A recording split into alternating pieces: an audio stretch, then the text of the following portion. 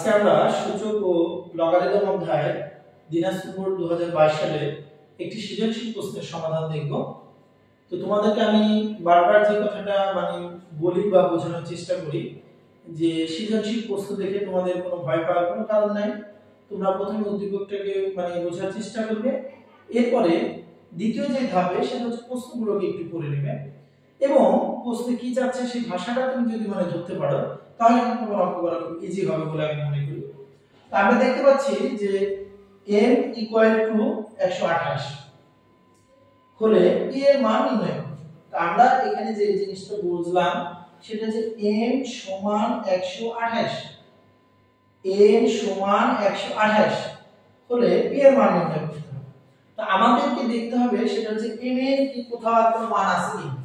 তো আমরা দেখতে পাচ্ছি যে m এর কিন্তু একটা মান আছে, কত 4 সূচক 2p + 1। তো আমাদেরকে বুঝে নিতে হবে এটা সমান কিন্তু 128। কথা বুঝতে পেরেছি? এই যে p এর যে মানটা বের করতে বলছে সেটা কিন্তু এই যে সূচক দেখো 2p + 1 মানে এই জায়গায় কিন্তু অবস্থান করতেছে, এর মান কিন্তু আমাকে চেয়েছে। এখন আমরা যে সমাধানে যে কাজটা করব সেটা হলো যে দেওয়া আছে m = 128।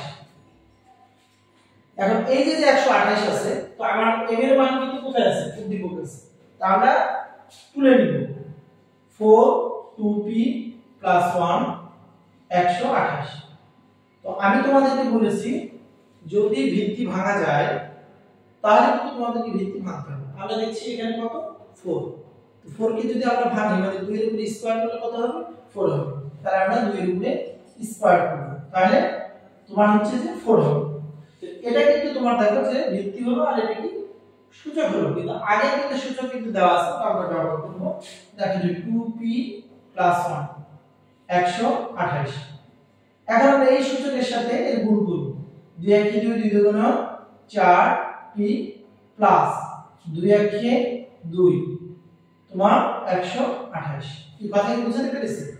এখন এইবারে যে ভিত্তিটা থাকবে এটার উপর ডিপেন্ড করে ঠিক একই ভিত্তির উপরে কত বসাবে বা সূচক হিসেবে কত নিলে 128 হবে সেটা তোমাকে ক্যালকুলেটর বা লসাগু আকারে তুমি দেখতে পারো।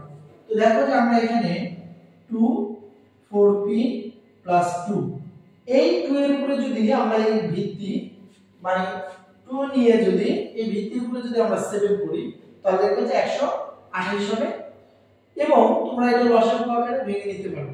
যখন তোমরা 128 কে 2 দ্বারা ভাঙবা দেখবা 60টা তুমি হচ্ছে 2 পাবে।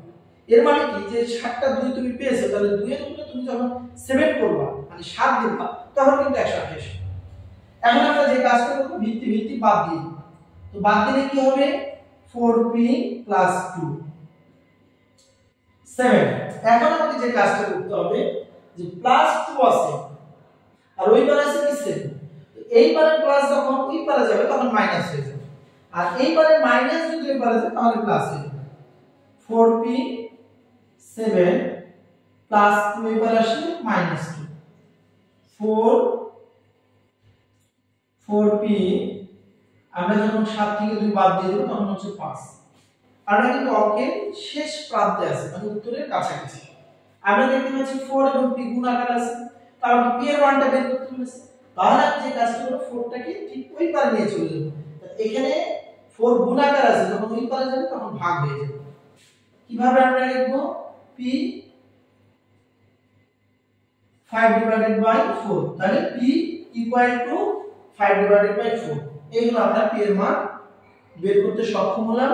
তো তোমরা এই অঙ্কটা একটু ভালোভাবে বোঝার চেষ্টা করলে তোমরা কিন্তু প্রত্যেকটা সৃজনশীল প্রশ্নের উত্তর দিতে পারবে।